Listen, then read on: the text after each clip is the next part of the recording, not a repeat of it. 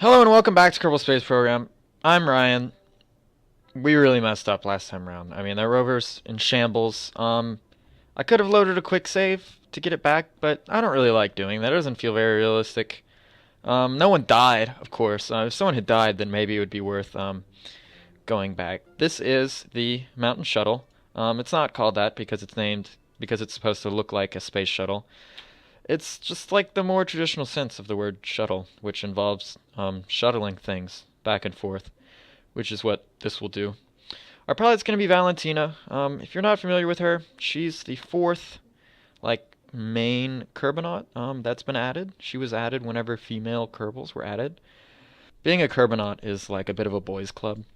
Valentina is acutely aware of this, especially because it took so long for there to actually be female Kerbinauts in the game. So she tries to make up for it in a variety of ways. One of them is just by being just one heck of a pilot. Like, she really just gets stuff done.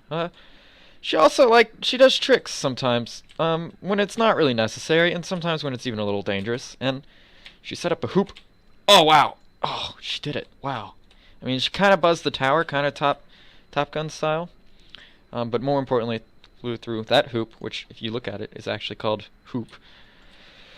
Which, of course, wasted a couple $100,000 of taxpayers' money to put it up there. It had to be brought by rocket because it's very large. And really, if you look at a spending statement from the Kerbal Space Program, if a taxpayer was to review that and see the massive charge for a stunt hoop to be put on top of the spaceplane hangar, I'm sure they'd be really mad. But you may have noticed by looking at Kerbin, there's no one here. There's no one at all. There's no one in this desert. There's no one on this island. There's no, I don't see Santa. I mean, I guess I've never visited, but there's no penguins down there either. This actually does kind of look like Antarctica a little. There's no one, which is why we're going over here to establish a colony on Kerbin, which is not something people typically do in this game, because it is a game about exploring space. I feel like it's Kerbin. This is your home planet. You really need to, you need to sort things out at home before you can really just go messing around with other planets and stuff. Like, it's ridiculous. Oh, you know what? Valentina, could you, where's the hatch? Can we transfer Valentina? Could she just take a moment and go back to the... Yeah, she totally can. She can just go to the bathroom in the middle of the flight. And a stewardess will come back here and be like, "Oh, Valentina, so funny to see you back here. You know, I was wondering who's flying the plane." And then, oh my god. I can kind of make... Oh, we really need to move her back, because I can kind of make it tilt up, but in actual fact, there's no one controlling it right now. I don't have any genuine control over it because there's no drone control. There it is. Okay. There's no drone control on this plane. It's really just you need someone in the pilot seat, ideally a pilot, to keep this whole thing running. And Valentina's that pilot. A very good pilot at that. Also, what a sick looking plane. Notable features of this plane: slightly angled wings. Just gives it a little bit lower takeoff speed because it creates a bit more lift. It does create a bit more drag, which it affects the way the plane flies. It makes it not be able to go to massively high speeds, but we are probably at Mach 0.66, 2/3 the speed of sound. Maybe? I think it's around 300 meters per second. You start getting all the whooshy effects. But maybe I'm thinking in miles per hour, or maybe I'm just completely wrong. I don't know. This plane also, its only fuel tanks are these Ickle Babby fuel tanks, right on the side, just for these little engines, which burn really efficiently. This specific impulse right here, this number, I don't exactly know how to read it or what precisely it means, but that's a measure of efficiency of an engine, and that's a pretty darn high one. Probably the highest in this whole game when you think about it, except for maybe the Xenon engines, the ion Xenon engines, which are super efficient, but they don't produce a lot of thrust. They're really for very tiny probes. Anyway, the goal of this craft is for it to be able to land on this mountainside. And we're going to a nice, beautiful sunset, which is really nice. I didn't fast forward time. I didn't just like skip to morning after the last mission. I just kept the time about where it was. I reset like all my test missions so we could just be right where we were, as far as I know. We're gonna shut off the engines once we get pretty close. Does this have reverse thrust? It does not. We might even, let's shut down the engines about like here, because when we have momentum going forward, we're still going to be going forward for quite a ways after we shut off the engines. It produces a lot of lift, this thing. It could glide pretty well. It's got very large wings. In fact, we're going way too fast. We're going to parachute down onto the target. If it wasn't obvious by the parachutes, which I'm about to activate through staging right now. Yeah. We are totally going to parachute onto the target. It doesn't look like we're going to be as close as I would have liked.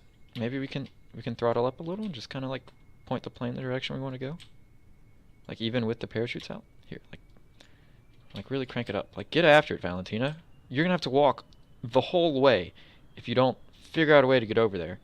Look, we're doing it. Our speed is about 11 meters per second. Parachutes are getting pulled behind us, so you can see we're kind of going like that way, which is neat. Bill Kerbin is still just like standing outside of the Mountaineer, like crying because their whole vacation is ruined by just absolutely rolling the heck out of that rover, like just really, really severely damaging it. Which was not the intention, but honestly, now that we know it can't drive up there, we don't have that much use for it. I mean, I think most of the stuff around here is going to be pretty close together.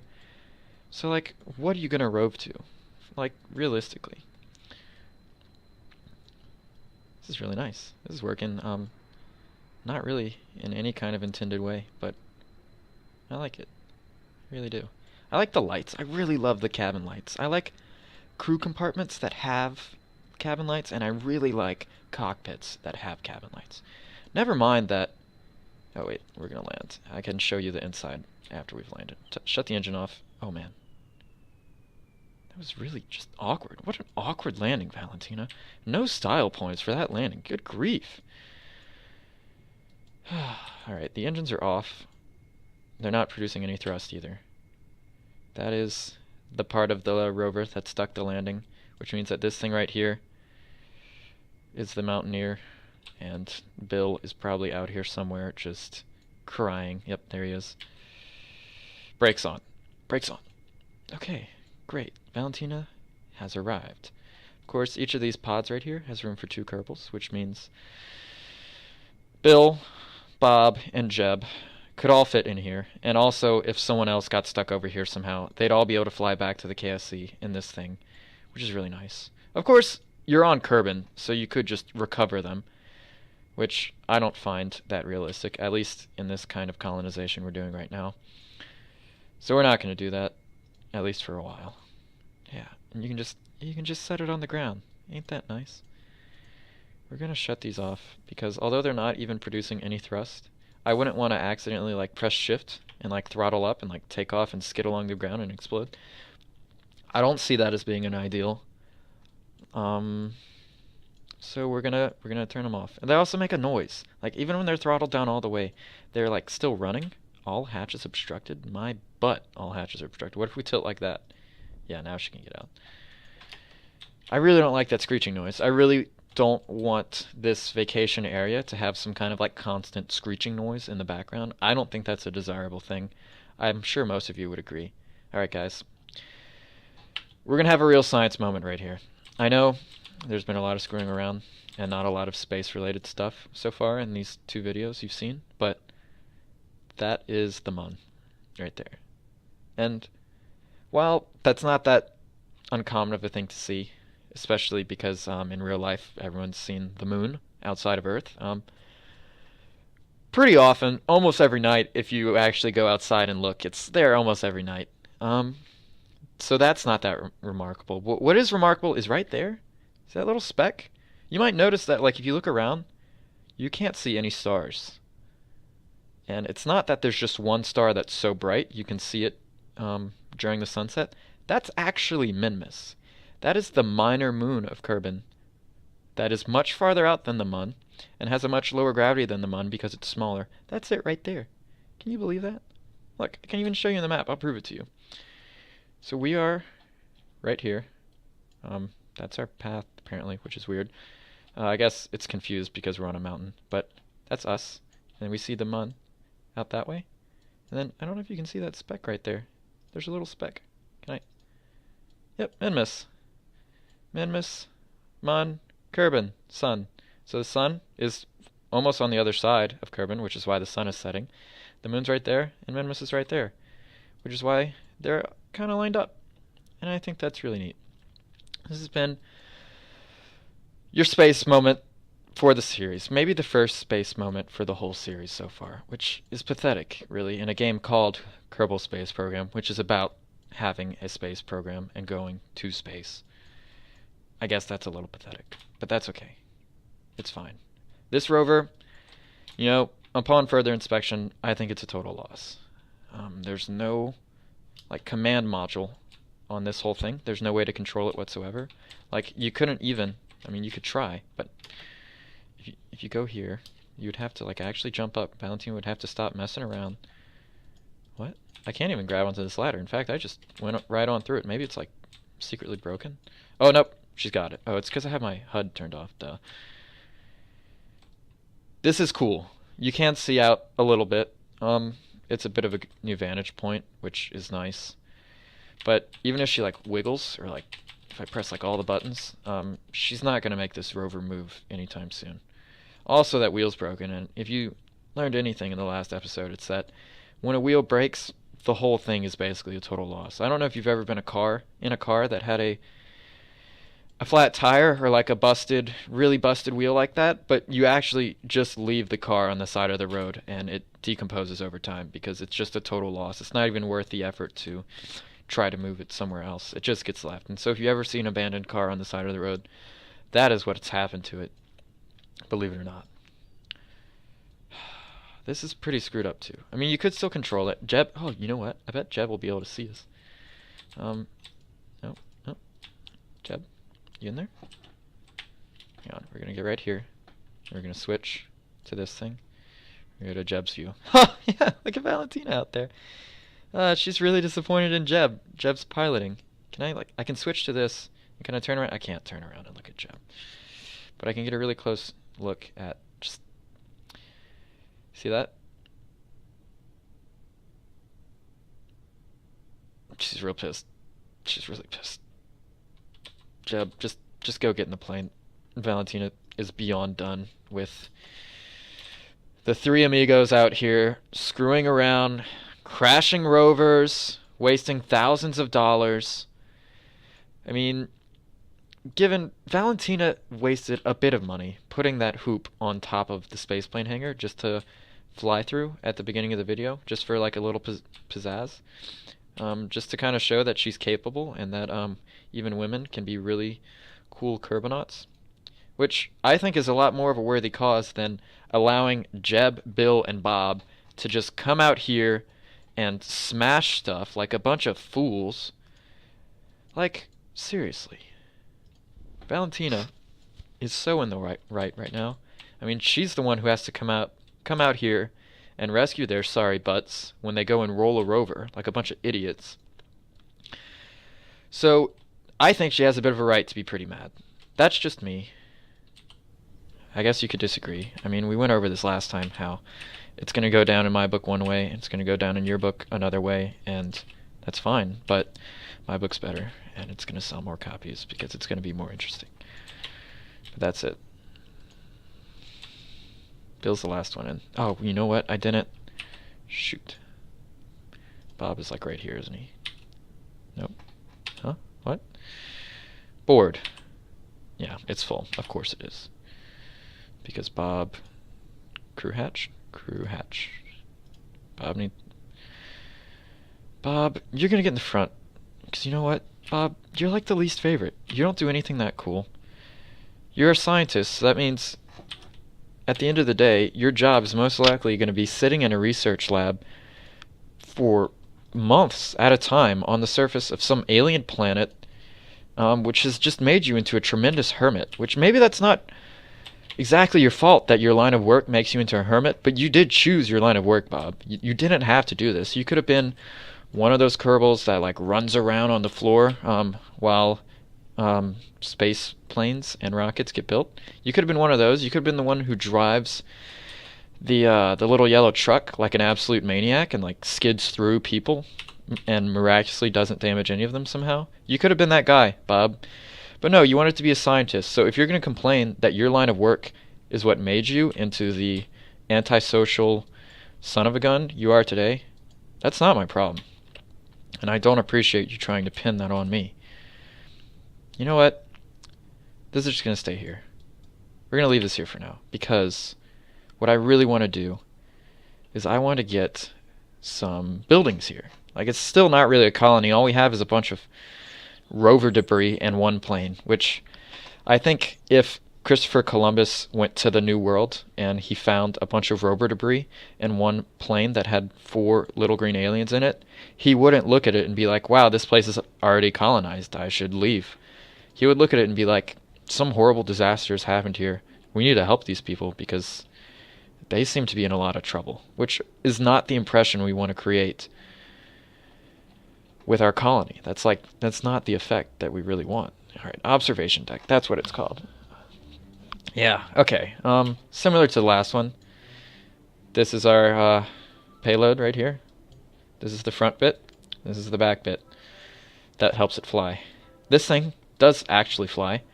Unfortunately, it's a little too wide to fit in the hoop that's on top of the spaceplane hangar, but I think we can deal with that.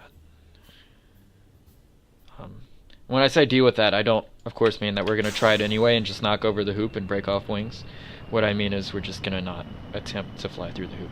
Because this thing's not as agile as the mountain shuttle that we just took to the mountain, that we just shuttled to the mountain. It's not. It does make cool lights because of its engines. Like, that glow is from the engine fire, which is just so pretty. And I don't know how long you've watched people play this game, or how long you've owned this game, if you own this game. There used to not be any cool lighting effects. Like, this stuff over here didn't exist. This whole runway, it didn't have this nice slant on the side. It just kind of dropped off steeply at the very edges, which could be really catastrophic if you went over the edge at all. And you might have seen in the last episode, we went over the edge quite a lot, and it was... Actually, the going over the edge wasn't what was catastrophic, so I think it's already saved us a couple times, which I appreciate. I forgot to do a sound for the landing gear. I'm sorry if that really damaged your immersion, that there wasn't any sound at all. So this is an observation deck. Like, this is like the straight-on view right here. I guess you can't really see it that well because it's getting a bit dark, but like, that's where you'll stand. And it has a little roof on it in case you don't want sun on you, or in case it rains, which the rain, of course, is not something... Oh my god, we're going down. I really should be, like, paying attention.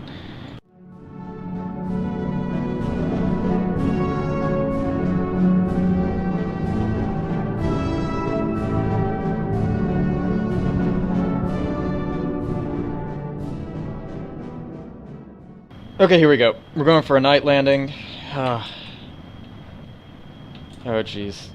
We're not even going that fast. Good grief. Alright, so you probably just saw that whole thing from like a nearly stationary camera, and it probably looked a lot smoother than last time, and it's because I watched the last video and I was looking at the time-lapse and how like wibbly-wobbly the whole thing was, and I was like, geez, I bet these people think I'm like an idiot and that like I don't know how to build a plane that's stable or how to fly. And so I just wanted to prove that even this ridiculous-looking thing and that other thing I was flying last episode could both actually fly really well. If I just left them the hell alone and let them do their thing, they would have been just fine. But anyway, here we go. We're coming in for a night landing. Night landing, of course, I think is better than a sunset landing, because around sunset time, like, the sky's really bright because the sun's like hitting it at such an angle, and the ground is super dark because of like shadows and whatnot. And so I think a night landing, even without lights to support your vision, would be way easier. I hope those don't hit anything important. They look like some kind of evil fighter jets or something. Wow. Wow. Wow. That's a lot of debris. We're gonna actually recover that debris. Like, I said that we could have recovered, like, our mates over there, Bill, Bob, Jeb, and Valentina. We could recover them, but I don't really want to do that. I really like the idea of manually shuttling people around with vehicles. I think that would be a really cool like rule to stick to for this whole colonization thing. But like all this debris, like these are just extra parts that's gonna make the game struggle a bit more when we come to this area, and like we can't use them for anything. Like to manually pick them up with like claws and like carry them over there, just seems like hugely unnecessary and like a waste of time. So we're probably just gonna recover those, but you got to be really careful to just recover the debris. Oh wow, that was a bit of a hard landing. Okay, no, but this is fine. Yeah, it's a bit crooked, but honestly, you can see over this hill. You can see the KSC. So whenever it's daytime, oh, you're gonna have one heck of a view. This is really great. All right, similar to the rover, the parachute thing ejects, and this one should be a bit more exciting than the last time because it's a bit more powerful. Ah.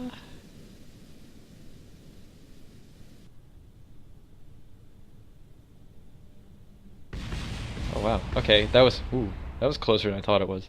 But it's okay. It didn't hurt us. We've done it. That's debris. That's debris, debris. We could just get to the... Oh, I saw the plane. Please just control the plane. There it is. Boom. We're gonna kick the brakes off. We're just gonna wade through this sea of debris. We're not even gonna turn the engines on. We're not gonna fly there. We're gonna roll down this hill. Who needs rovers when you have planes with wheels? Oh, wow.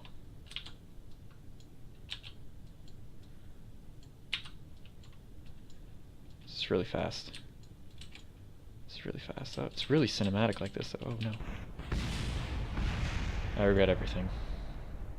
I did load a quick save there. We're not going to talk about what happened, and I'm probably not going to show what happened. It wasn't cool. It was just bad, and not my fault. I had to actually sit through that whole transit in real time, which took significantly longer than the last episode, because this thing has like a billion parts, and so if I were to try to time warp in this thing, odds are it would just go to pieces, which I'm not interested in doing, and would not nearly be as exciting as actually being successful. Turn the engines off. Eject. Parachutes. Parachutes. Oh god, that was violent! Oh, it almost ripped the thing apart. Oh, jeez. Now we just gotta hope that none of that stuff hits the shuttle. No. That's fine. Look at that explosion. Like, the bits are going everywhere. Oh, man. The humanity. See, that one's kind of like corkscrewing through the air? That was kind of cute. We're going like 9.8 meters per second, which for some capsules, like when you're parachuting down, is too fast to like explode. Or like if I had an engine on the bottom of here, it would definitely explode. But this doesn't have any of that. These metal plates here are actually pretty darn strong. I'm not expecting any kind of damage upon hitting the ground. I would expect more damage if I tried to time warp right now and the whole thing just like sagged a ton. That would not be desirable. It's spinning right now, and I really don't think I can control it. Like, you can see me rolling. It's not really controlling the spin. That's fine. It doesn't matter. The direction it's pointing doesn't really matter. It's not very directional. It kind of points in every direction. And we're down. And that wobbles like in a really quite ridiculous way. This won't do it all. You can't see anything from here. That's like the hoop that's at the KSC. That's like through a mountain. No. No. We can do better than this. We're loading the quick save. I'd have to actually hold it for long enough to load the quick save. Oh my god. We're not loading the quick save because I quick saved right here on accident. Alright, this is where this lives now. Brakes off. Just gonna go down there real gently. There's our speed. It's going up. It's because we're going down a hill. I'm not throttling or anything, but I'm gonna be super careful because I don't want to be going too fast. This is not really designed for off-road rovering. It is designed for flying, as most planes are. In fact, like, when like a commercial airliner goes off the runway through some kind of like grave accident, it's really bad for the planes. It's usually like planes are often written off as like a total loss, just because it's so bad for like the whole frame, like all the shaking and the wheels get all like mangled, and if they hit a fence or something or like a low wall, sometimes they have low walls just to kind of like slow the planes down. Like, not good for a plane. Not a fun plane ride. Ugh. But we've got brakes. We're here. Great. So this is our colony now. This is what our colony is starting to look like. For the next episode, I'm probably gonna clean up some of this debris. I'll try to leave the two like big pieces of the Mountaineer just to like remind us of what we've done, where we came from, what our lives are like. Valentina is really excited. Let's see. Oh, there's a docking view. Right. You can go here, and then you're looking at this. Wait, there's like a you can go by this door. Yeah, look. I'm behind Valentina now. I can like go like come up behind her on this side and like tap on her opposite shoulder and she'll look that way, and then I'll like scare her. It'll be great. We're here. We have a colony. We can like stick our face against this window. Like, look at that. Observation from an observation deck. It also is kind of like a the tower that you would have at an airstrip. So maybe like if we had multiple aircraft here, they could all be directed up there. We could have Bob up there, because we all know that Bob is like boring as hell, and if he was sitting up there by himself all the time, it'd be just fine. So I think that'll be great. We just got to keep in mind that next time we want to fly this somewhere, if we're going to land on a mountain, we're going to need Bill to go in and repack these parachutes. Or we're going to have to do like an actual wheels landing, which on a surface like this mountain, which is pretty angled, would be very difficult. I did in the last episode refer to a plane landing on the side of this mountain as something that would be extremely daring. And of course, when I said that, I didn't have in mind like this parachute landing that this thing did, which was not exceptionally daring or difficult. Without parachutes, would definitely be daring and difficult. And if I'm completely honest, I've never done something like that before. So we'll have to see if it's even feasible. We definitely have to do it during the day, where we could get a better idea of what like the terrain around us looks like, because right now it's just grays on grays, and I don't know, like maybe the recording's gonna look bad and everyone's gonna like rip their hair out with frustration at how this video is so dark. So I guess we'll skip to morning time. The sun will rise over there, so we can watch the sunrise like over this cliff edge, which would be really pretty. There's a nice stars out. There's still the moon right there, and Menmis. Oop. The moon right there, and Menmis. So that's really nice. There's a lot of stars. We're in some kind of galaxy. I guess you couldn't really claim it to be the Milky Way, because you don't know what universe the Kerbals exist in. I would like to think that it's ours, and that we'll find them someday. But anyway, that's it. So, thanks for watching the video. I'll see you next time, and goodbye!